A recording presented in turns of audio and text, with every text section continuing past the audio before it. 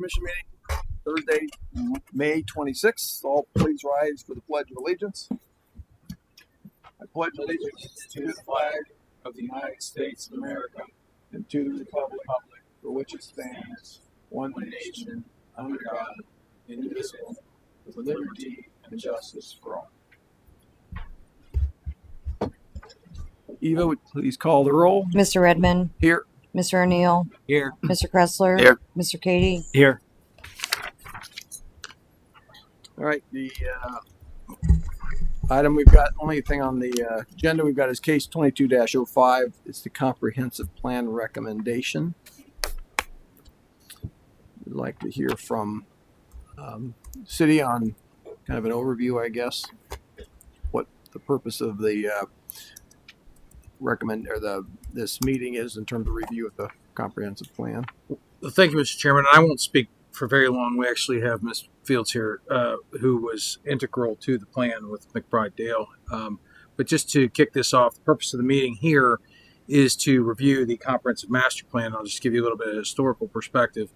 As you know, the city's been engaged in a comprehensive master plan effort for some time. Really a couple of years now, and gone through some extensive public comment and public involvement meetings.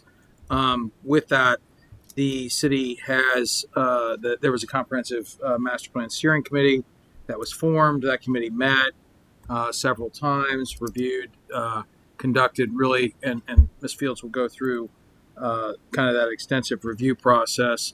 But ultimately, they recently met and recommended the final draft that you have before you, which is a culmination of months and months and months of work for the Planning Commission's review. Ultimately, the end goal is for the Planning Commission to make a formal recommendation for the adoption of the Comprehensive Master Development Plan to the City Council and further direct that the plan and the Commission's recommendation be forwarded for that consideration. So, with that, I'll turn the floor over if it's a pleasure of the commission to Yes. brief presentation.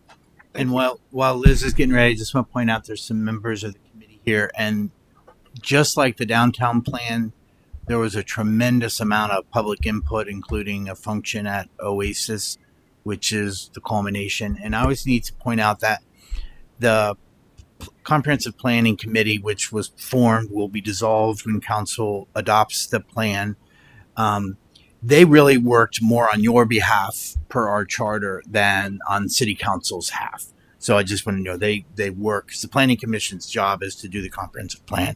And if you recall, when we redid the city charter a couple of years, the city charter now calls for an amendment, a review, and an update of the comprehensive plan every 10 years, which is, by the Liz pointed out years ago, is law in the state of Kentucky. It's state law in Kentucky. So I'm sorry. I was just thought I'd do that while you were getting ready. No, you're good.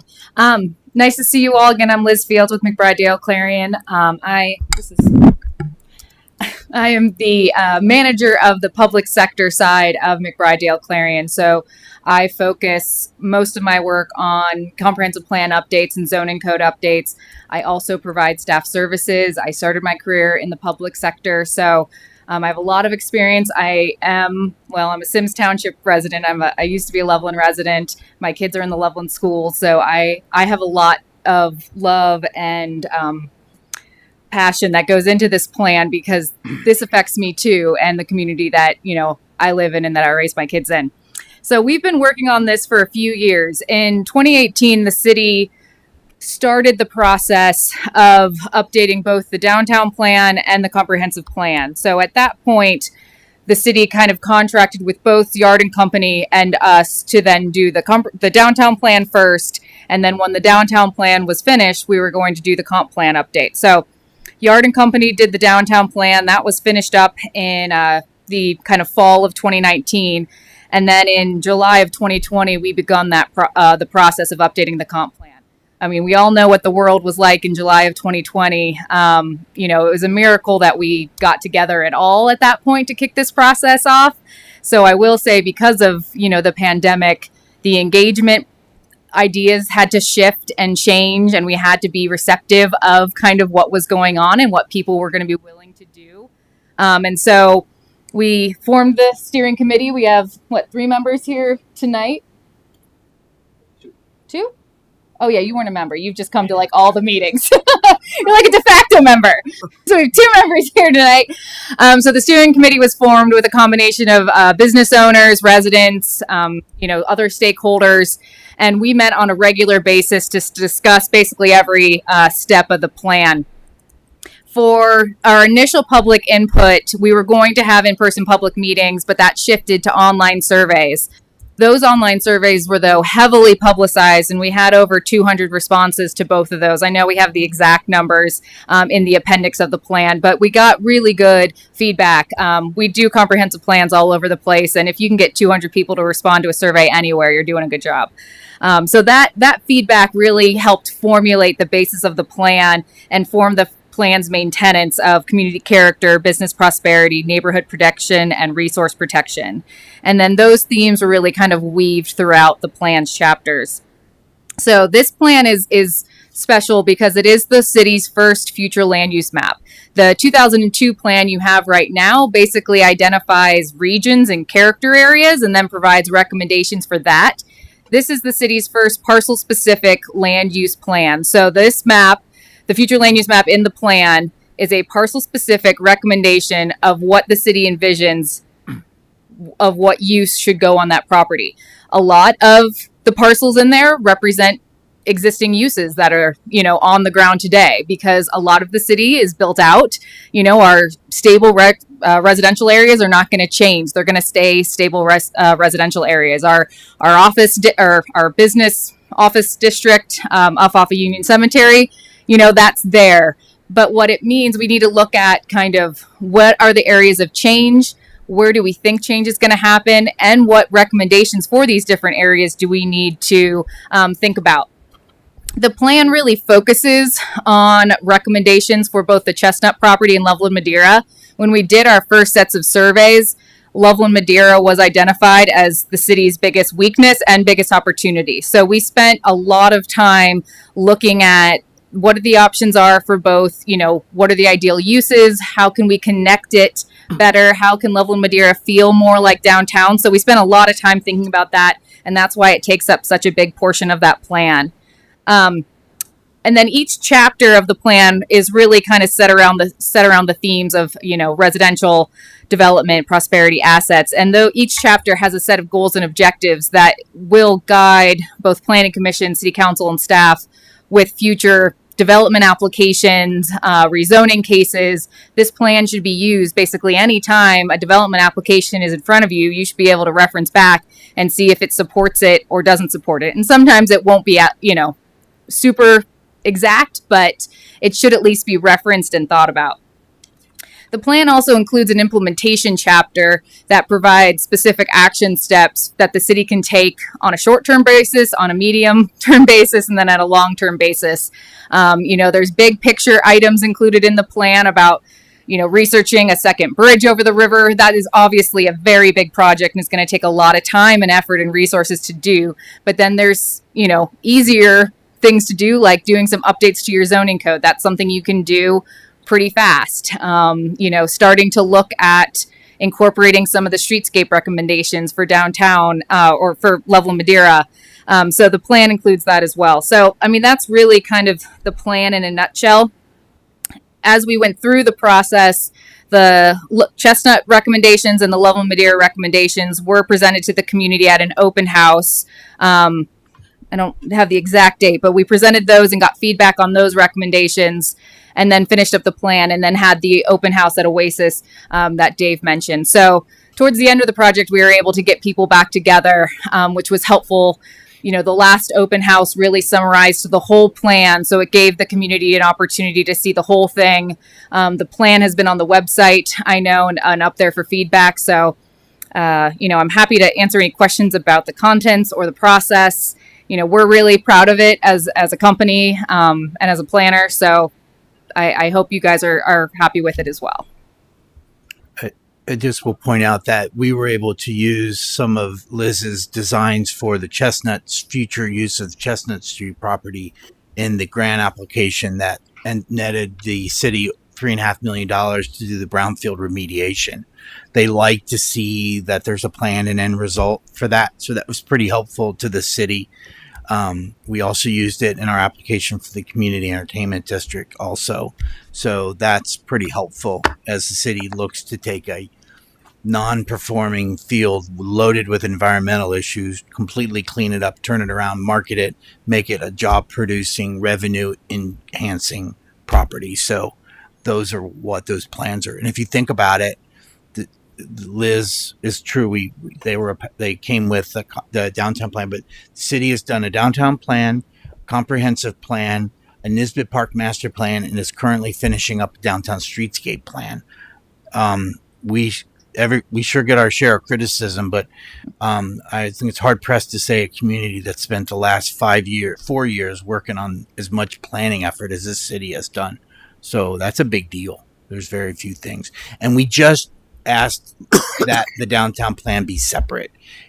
My experience is sometimes downtowns and parks, when they get thrown into master plans, are often a little more of a side item. And we knew that this comprehensive plan was really going to have to focus on Love Madera Road. So that's why we really wanted downtown to be uniquely looked at. And Nisbet Park is what it is. It needed to be uniquely looked at. So that's sort of just, I wanted to give you all that background information. Questions? I have a quick one. Basically, this will kind of be our compass as we move forward. And one thing, I've been on this commission for, I guess, close to 20 years. When we annex land into Loveland, it comes in as single family, 1 acre lot per house. Yes. And I'm great that you see this mixed residential low density. How are we going to, do we have to do a zoning change? Is that what we're looking at? That when land is brought in now, that's in a residential area, we'll bring it in as single family / mixed residential? So the zoning requirements and the annexation requirements are going to be separate from the future land use recommendations, and the future land use map and your comprehensive plan in general doesn't provide recommendations for land uses outside your current boundaries. We do have a little bit of language in there that as land comes into the city, it needs to be complementary to the surrounding uses and kind of thought through that. But we don't have specific recommendations for parcels outside the city boundaries. So that's still going to be the case where if land gets annexed in, it's going to annex in at your lowest density residential, and then we'll have to be rezoned. See, that's something else. That's where everything explodes every time. Yeah. And last 20 years, almost every single, Eva, correct me, almost every single new subdivision has come in as a special planning district. Except I can remember one where we just did a plat approval. But most of them are coming in as whatever the zoning is and then do a special planning district over that. They come in as low density. Yeah. And like last meeting, we had one that was 30% green space. And if you took it as a package with the park, 70% was going to be green space parks. But that wasn't good enough because, you said it was going to be, it came into the city as low density. You're betraying us. How do we handle that? So that is something that you can change with your zoning regulations. There are communities that have regulations that when land is annexed in, it is zoned, basically that city council gets to choose what it's zoned when it's annexed. It doesn't automatically come in as R1A. So that is an option that you could think about with a change to the zoning code. But it's not going to change really the recommendations in the comprehensive plan. But our previous plan had this kind of verbiage in it. Boy, they kept throwing it back in our face. What I'm saying is, how do the verbiage in here kind of favors single family McMansions, quite honestly. And that's the way we're structured now. And I'm 78. I'll be 80 in a year. I'm on my 7th landscape company trying to find somebody to mow my lawn because my gal retired. I don't want to mess with that anymore. And there's really very little of that in Cincinnati or in Loveland. And everybody just wants single family. And they're going to lose, as you see in the appendix, 25% of the people were over 65. Mm-hmm. They're going to leave. Interesting too. more of a comment than a question, but what I was found fascinating is the census, that the population really has not grown significantly in the last 20 years. Yet what we hear here is about the traffic and congestion and everything else. So it's obviously not in the city limits that's causing that. It's the surrounding properties that we have no control over. But we have to deal with it, up here and listen to it about the congestion and everything and try to deal with it.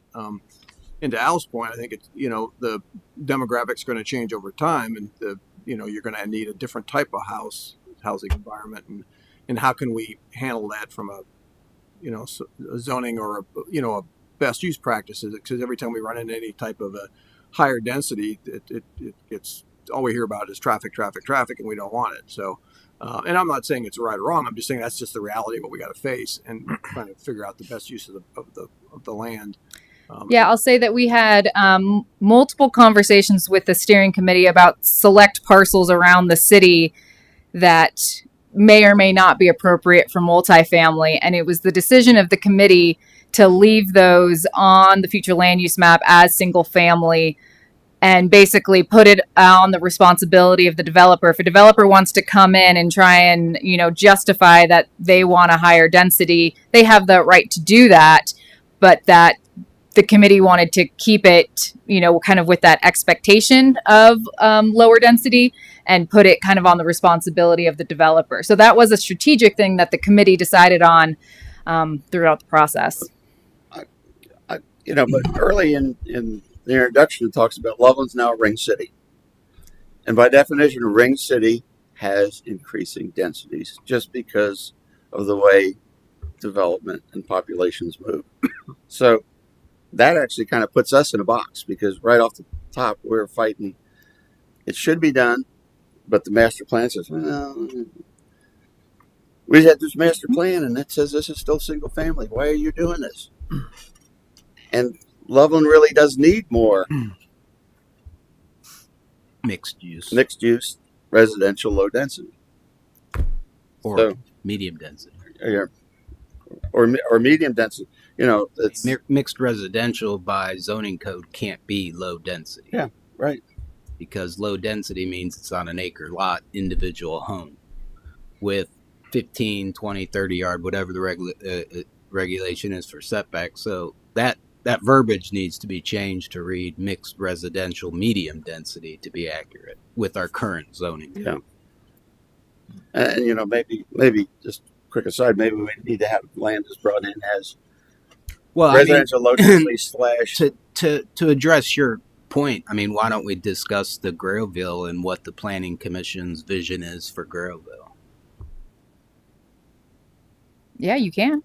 No, I'm asking you guys. Yeah. Oh, As a planner, it wasn't discussed. Okay. Because it's not in the city. I'm sorry. I did see something in here about it. Yeah, we have the trying to find it in the development thing. We talk about kind of future land, and that language was very purposely written to be vague and not to be very specific. The 2002 plan had specific recommendations for land that the city was planning on annexing, and that was more common back in that time frame.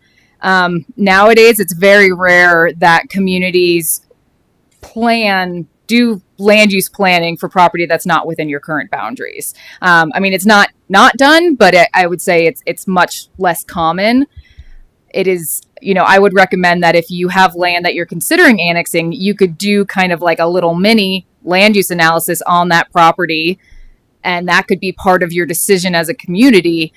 But it's, I wouldn't recommend that you have all that in your comprehensive plan unless it was like, you're in the process of annexing, and then that might make sense. What we get into is Grailville.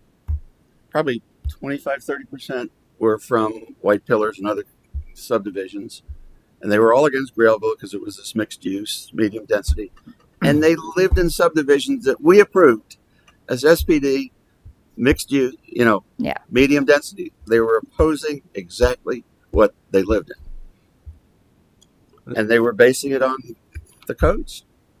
That had some historical ties to it too, though. Some nostalgia that some of the other properties might not. Yeah, except Grailville is still an ongoing operation, and they did not want nostalgia on that property. but that's another issue. What I'm saying is, we get boxed into the way land is brought into the city, and we could eventually expand to the east. That we may start getting some of these major township intersections, where that intersection would technically come in. Maybe we get a whole farm. It's on two of the three corners. That would come in as low density residential, and those four corners are commercial. Mm-hmm. And right off the top, we're fighting a battle. So, so what would be your I was looking at there's a lot of different, recommendations you have in the priorities of them, but, and some of it's outside of our control, obviously, but what would be your recommendation of how to best use this plan for this committee moving forward? What would be the 1, 2, and 3? Is it looking at the zone? Is it looking at addressing the zoning code issues? Is it something else? What would be the best, the next year or two for us to, because there's going to be some things that are going to be happening, in the next 5 years, and we want to be able to, I think, Dave Kennedy mentioned it a few years ago, we've got to be ready for it, so we aren't sitting here with no legal basis to make any decisions from. Yeah, really, your number one thing should be that zoning code. I've been your staff planner on call for a number of years, and that code needs a lot of work. It needs to be modernized. It needs to be, the Loveland Madeira corridor recommendations. Some work, some don't, but it really needs to be updated. So I would recommend that be one of your top priorities. And then I think the second, or I don't even know if this is the priority list, but Loveland Madeira. And, that was such a focus from the community about how we can make that a more enjoyable place, how we can have better connections, how can Loveland Madeira feel more like downtown and feel more Loveland like Loveland. And so thinking about streetscaping, thinking about it's going to be a bigger project to add sidewalks and do more beautification on that road. But I think that needs to be something you're at least thinking about the timeline and what grant opportunities are out there and, kind of what's possible. But I would laser on to Loveland Madeira. We have talked about doing a total revamp of the comprehensive plan, and I brought it to you guys, and with all due respect, we had trouble getting past the definition section. So we really need to hire an outside agency to help us with it. It is, God bless it, it was wonderful at its time, but it predates Eva. That's how old it is. And so it's but it really needs, it's getting personal. Right to your face. It really needs, it works against us in so many just day-to-day operational things that we just, it really needs a cleanup. It's just, and somebody who sees it, you do it for many, many communities, so you've got the understanding of what's worked in certain communities and what hasn't worked. I think that's important. Yeah, I'm currently doing a zoning update for Fairfield, for Westchester, for Washington Township, working in Franklin and Frankfort and Franklin County. We're doing comp plan and a zoning code.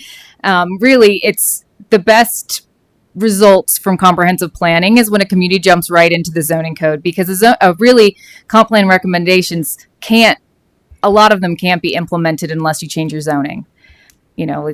Nothing's going to change. Your signage isn't going to change. Your uses aren't going to change. So this plan then would help us guide us in that zoning change. Yeah. Mr. Chairman. Go ahead. Yeah, go. See, where I get boxed in is page 56 of the comprehensive plan. New residential units are built. They should be focused on a mix of market rate single-family homes, high-end single-family homes, ranch-style single-family homes designed for aging adults. Then the next paragraph, multifamily units, if and when constructed, should be lower density, including.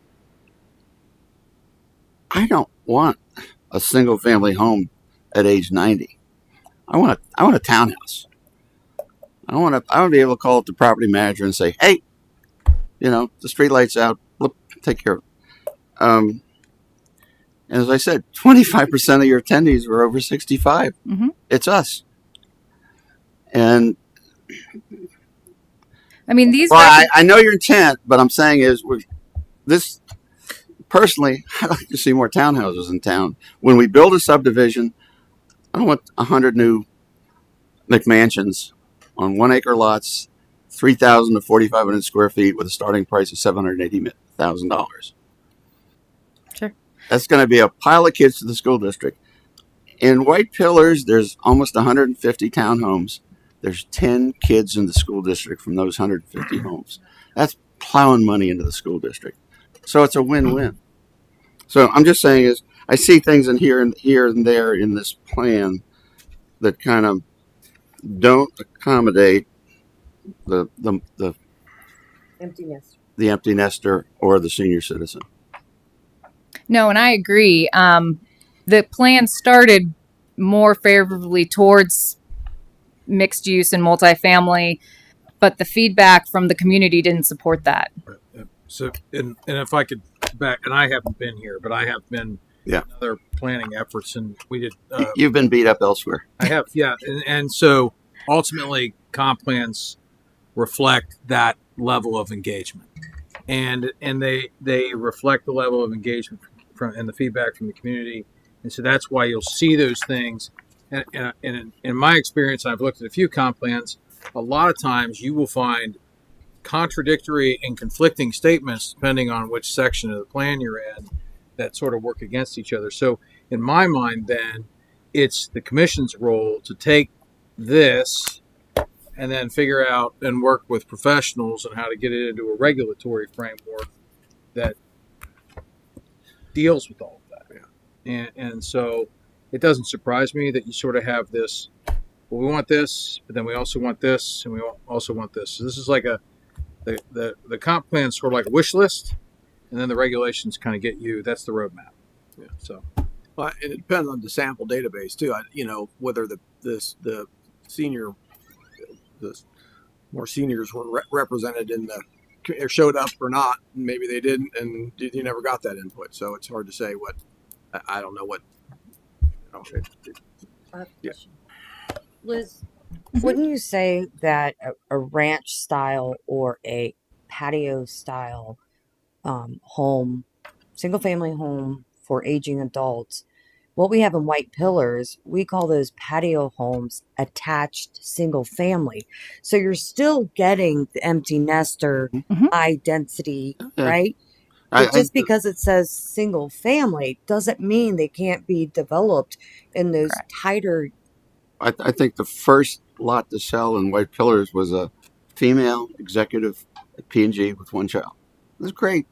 Right. But I think that this covers your, it says ranch style single family, but it covers the attached, you're calling them townhomes, but they're attached single family. I think that. I think one of the more popular, unit types and development types for aging adults is smaller sized ranch single family lots where there's a maintenance person that does all the things. That is in very high demand in a lot of places. I was the staff planner for Mason for 9 years, and we had countless developers coming in trying to build that product. So, and what were they approved? No, because Mason has really strict zoning laws. There you go. Yeah, but they have different priorities. A couple comments. First of all, thanks to the committee. I think you guys did a fantastic job, and the public engagement is fantastic. I mean, that's the whole point of this, and I think it was said during the downtown comp plan as well that we had really good turnout, and so I think that speaks to the city. I think it speaks to the committee. I think you've said it a few times, Liz, but I mean, the zoning code has to be the next thing that gets accomplished. Yeah. I mean, that's where we have our troubles. I mean, yes, this wish list and this, but it's the zoning code. I've seen a lot of zoning codes, and this is the most challenging one that I've seen.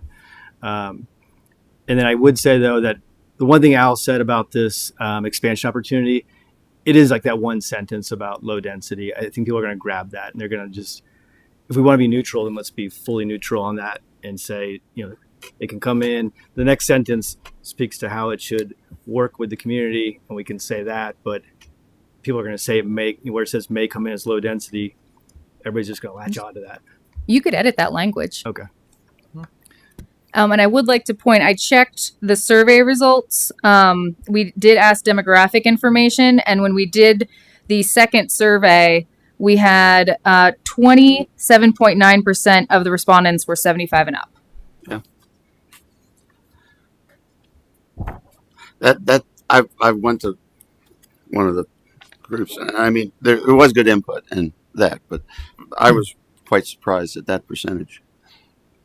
Because the one pie chart shows that 26% or something like that. Let's make a couple comments.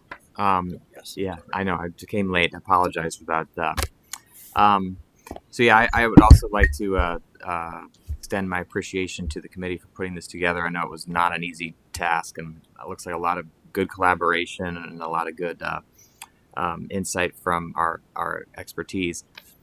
What I really appreciate about this as a whole is how it does a good job of sort of balancing the more specific challenges like the Loveland Madeira corridor, Chestnut, things that are bound to be in front of us in the coming years, with some of the more broad generalizations like the future expansion. I guess just a comment from me is some of the idea that this becomes a wish list in many respects is reflected by the input. I think when we look at the development in Loveland over the last 10 years has been predominantly multifamily apartments, high density.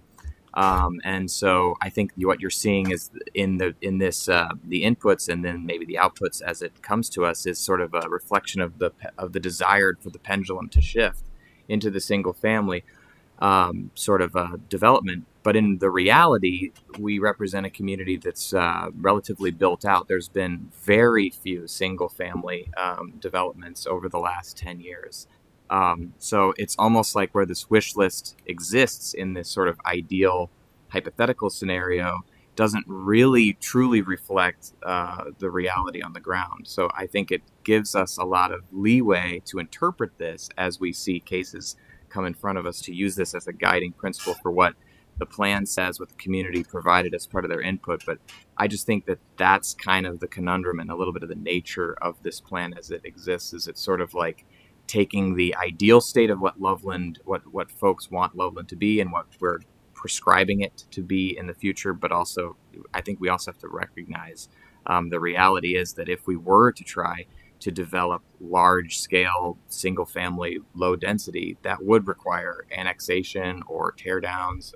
And that's something that I think would also be met with relative controversy if something like that was to be proposed to us. So I think there's a little bit of sort of a tail wagging the dog situation with some of these arguments around this, that we need to remember what the reality of the housing market and the development opportunities in the city actually are.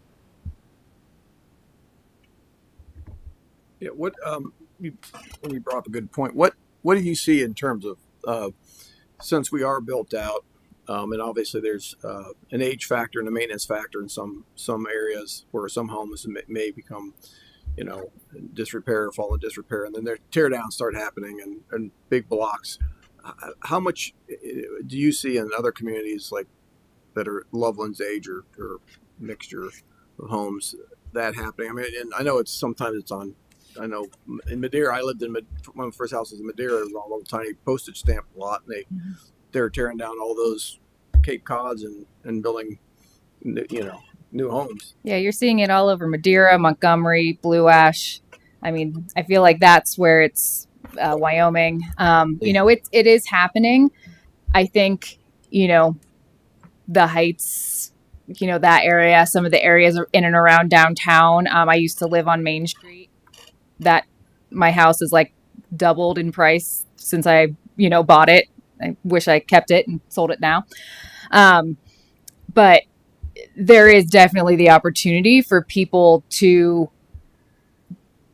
Loveland is a very desirable place to be. And I think you're going to see more people trying to buy some of the lots that's walkable to downtown and either do big additions, flip them, tear down and rebuild. I think that's definitely a possibility. Well, I think we're already starting to see it. I mean, there's been several on Second Street. So you're only going to see more of it. And we talked a lot with the committee about up on the hill and how redevelopment would occur up there, and made sure that we included very specific language about view sheds and the type of development that was, kind of desired, and where the townhome kind of product made more sense than the single family. So that was definitely something that was discussed and thought through and incorporated into this. Yes, Sal. One of the problems, there was a recent article in the Wall Street Journal about the housing market as such, and they said that based on household formation in the last 20 years, we've underbuilt by 50%. We're short 50% of the housing stock, new housing stock. So, and that's the problem I see is, getting back to my issues, if we don't have the smaller homes, the starter homes, they're not. If we don't get those people in town, they'll move up to the 1 acre lots eventually, and it's kind of like a pyramid. You don't have this many McMansions and this many small homes. It's this way. So we need to have a blend, and that's the only issue I had with the whole thing. Basically, the paragraph that What? Michael pointed out. I mean, I think diverse housing helps create a diverse community. Yeah. I mean, if we removed that low density and just said that basically expansion to the north and the east could be for new residential development. Yeah. That alone, you take out 2 words and it's very much more vague and ambiguous. And right. I mean, if you could recommend, forwarding it to city council with that change, and we would make that change. Yeah. Yeah. I think and Michael, the issue we have is people, instead of looking at this holistically, they'll cherry pick things out and take that and run with it, and then that becomes the Bible. And, sacrilege. Mm-hmm. We're breaking the law. Yeah. By not voting against it. Apparently, it's a law. I do have a question on I don't know what it's page 18 of our packet, but I don't know if it's a typo or it said there was a comprehensive plan in 2002, but then it referred to the 93 comprehensive plan addressed. I was a little confused by that. I don't know if it's on, what page would this be on? Like it's on our page 18. 18. I think 2002 was an update of the 1993. Yeah. Well, that's okay. So that was those little boxes. I guess the way I read those is that this is what happened. Yeah. Okay. Okay, that makes sense. That was about when I came over this group. So yeah. Okay. Yeah. So the blurb about the comprehensive plan from 2002 was discussing that it was an update from 1993. And that was okay. That makes sense. I came on planning and zoning about that time, and we really did not do a good job on that. I mean, it was like throw a few bucks at it, and here it is. I mean, no real which I think is what we would do if we don't bring in an outside consultant to do our zoning code. Yeah. We'll throw a little bit. We'll grab some stuff from other communities, and it really won't reflect what help meet the goals of the master plan. This plan is so far further advanced than anything we've ever had. That was also 20 years ago. Yeah. Things have advanced. We didn't have like smartphones back then and stuff. So Does that predate Eva too? Yeah. You were here. I'm not going to go there. I already. But Eva was just coming out of high school 20 years ago. Yes. I like That's for the record. I like the focus on Loveland Madeira. Obviously, I think everybody can agree that if we can integrate that, starting as soon as possible and tying it into the more downtown Loveland, that certainly it would benefit all. Sidewalks would be great. There's a lot of attention that was spent on that Chestnut property. I like that. Just as a commercial builder, I think it'd probably fit more along with the office sections just without a street view, but who knows? One of those properties could be weaseled away and you get a street cut access, because that would make retail restaurant a lot more feasible. But maybe getting some of those properties would be key. I think that one of the points that Liz was making, some of what you see on how, for example, Shoppers Haven could be transformed, some green spaces and some of the other things. At this point, if you don't have the codes in place, you're waiting on the goodwill of a property owner. Right. So you could say, hey, we have a comprehensive plan. I would like for you to do this. Or you can say, we have codes that specifically require you've now gone over a certain threshold. You must supply the city with this buffer, this. Otherwise, you're just waiting on the goodwill, the good nature of someone to say, I think I just want to do it out of the fun of it. And that's why we probably need to move forward on the zoning code. And I was probably the stickler on it because it is financially taxing, but it's also important. So, I mean, I've been to some other cities, and this emphasis on the corridor. I've been to some other cities that are just basically Loveland, but you go through their commercial corridor. There's a Kroger, but it's like, wow, this is, it's got the streetscaping. It just softens all that and just elevates. It's like you go up one social class. It's just like this is a neat place. We're gonna get it there. Yeah, we're gonna get it there. I really like that. And Ms. Fields can chime in on this, but there's a number of different things you can do in your zoning code and how to attack that. And if the visual environment is what you're trying to impact, you can look at, form-based codes. You can look at, regimented design guidelines, maximum setbacks versus minimum setbacks, requiring parking on the sides and rear of buildings instead of front-loading those things. And really, form-based code is more about what the environment looks like and less about the uses that are there. And that's really, when you talk about Loveland Madera corridor, what I see is a lot of diversity of use. Oh yeah. But really, they all mesh really well together because it's a small town. But at the end of the day, we care less about what the uses are and more about what that looks like. Mm-hmm. And so that would be an opportunity for potentially a form-based overlay or something like that with regimented design guidelines. You're looking at the transect model. You're looking at what scale do we want this to look like, what's the look and feel, and then you incorporate the downtown design guidelines.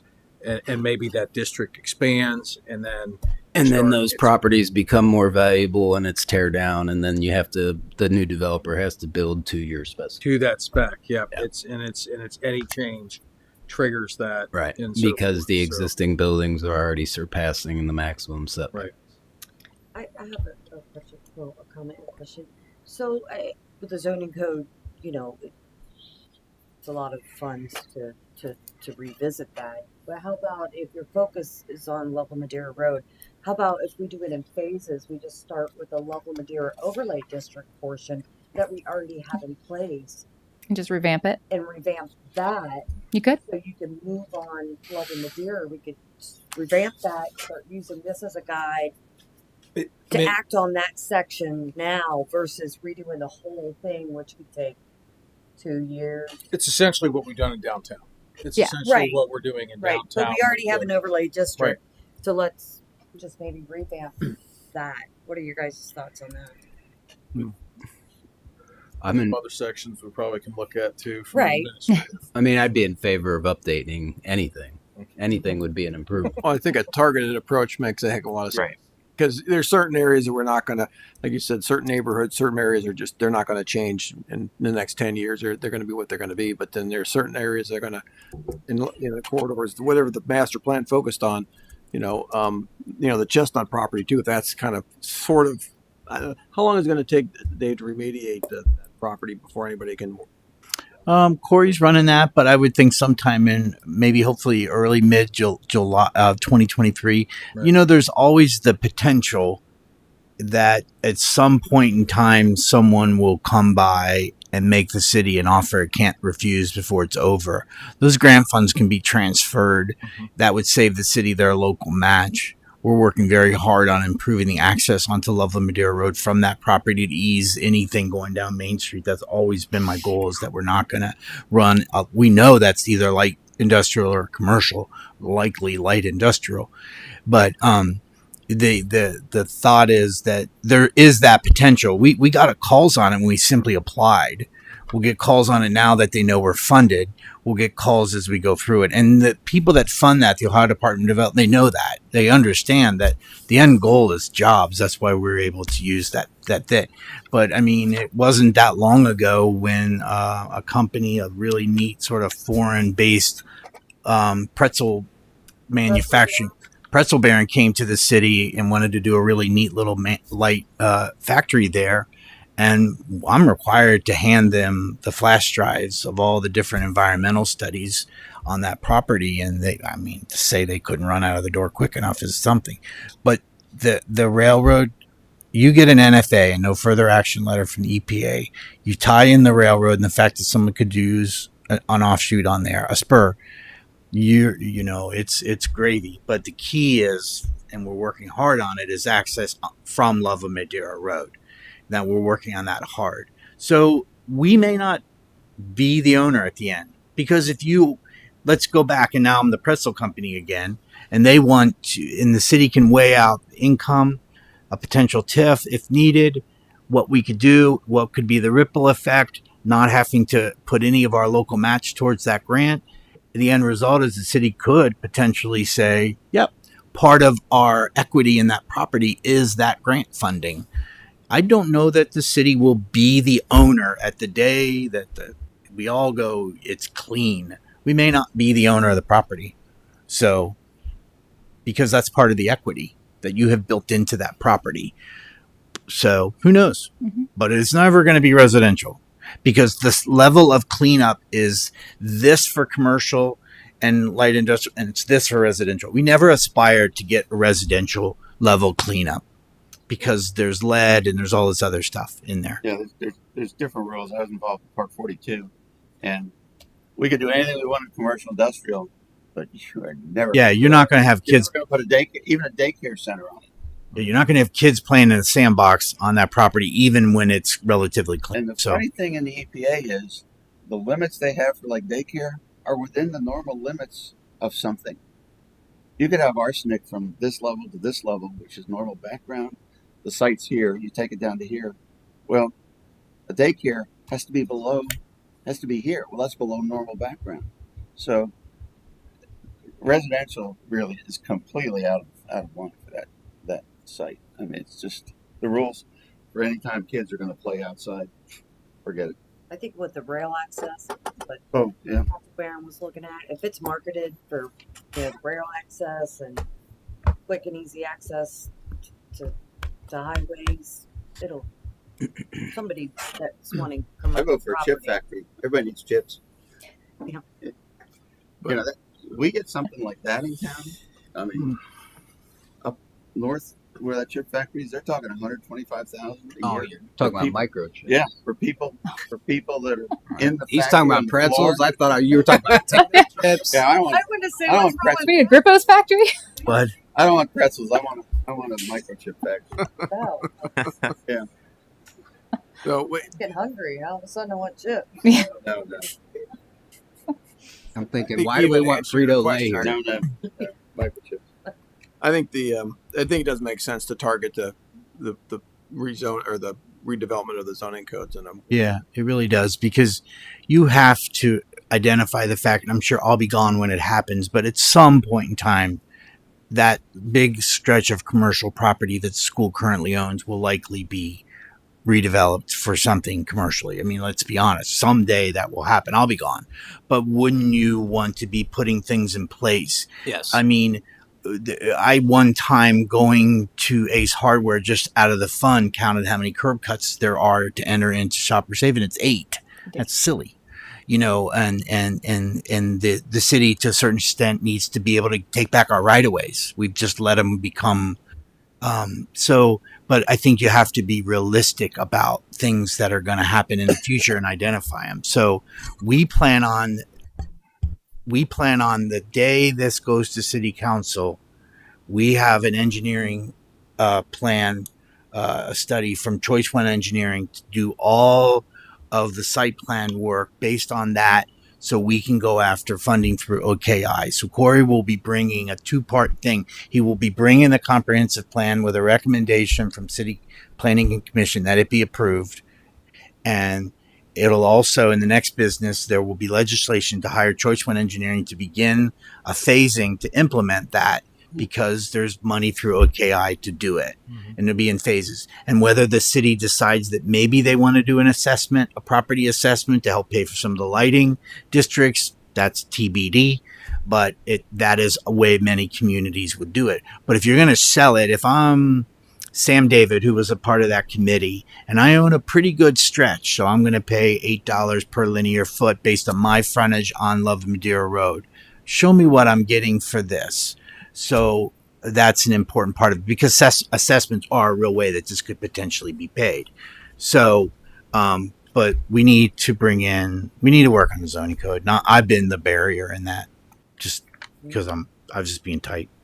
But it does make sense that this is finished first. I'm not totally going to take the blame, because it makes sense that this would be finished, and then we would move into how does our antiquated zoning code be amended to help facilitate what's going to happen. Because I grew up on Coleraine Avenue. We don't want Love Madeira Road to be Coleraine Avenue. Not like the streets of Coleraine Avenue, but that was, you know what I mean? Yeah. Grow up on Coleraine Avenue. That's sort of stupid, but you get my point. Yes. Not a very attractive place. Pretzels and Coleraine Avenue. Mm-hmm. They had chip factory though. Yeah, they did. Oh boy. Husbands. All right. Is there any more discussion on this? We'd like to have any more discussion, or To make the motion. do we want to? No, you got the paragraph. Oh, I gotta find it. It's on page 22, packet page 35. I marked it. It's the 1, 2, 3, 4, 5, 6 sentence or 6th line. Okay. That's correct. Yeah. I got it. I got my red line here for you. Okay. So motion this is for recommendation to City Council of the comprehensive plan with the removal of the low density language in the development portion. You said you had the page number. Page 22, packet page 35. All right, page 22, packet 35. So, yep. Document page 22, packet page 35. Second. Mr. Redmond, Yes. Mr. O'Neill, Yes. Mr. Kressler, Yes. Mr. Cady, Yes. Mr. Bateman. Yes. 5-0, motion carries. Thanks for taking your time today. Yeah. Thank you very much. Appreciate that. You got a short drive home. We have a motion to adjourn. We have a motion to adjourn. No, I have one more thing. Can we appoint Andy as our point man to get council to approve spending the funds for us to rewrite the zoning code? Yeah, I'll take that back. I'll take that message back. Yeah, Council. I mean, No problem. we really need to. No, that's I agree. I mean, I'm new to this, and I know this is, so yeah, I think that's an important project. I definitely agree that to try to work with staff to identify the strategy for how to do that, to understand the targeted approach to do that is going to be more valuable. It's like the old adage of eating an elephant one bite at a time, as opposed to trying to tackle something as comprehensive as that. But yeah, I'd be happy to do that. Anything else? I move we adjourn. Second. All in favor? Aye. Adjourned. Or is it-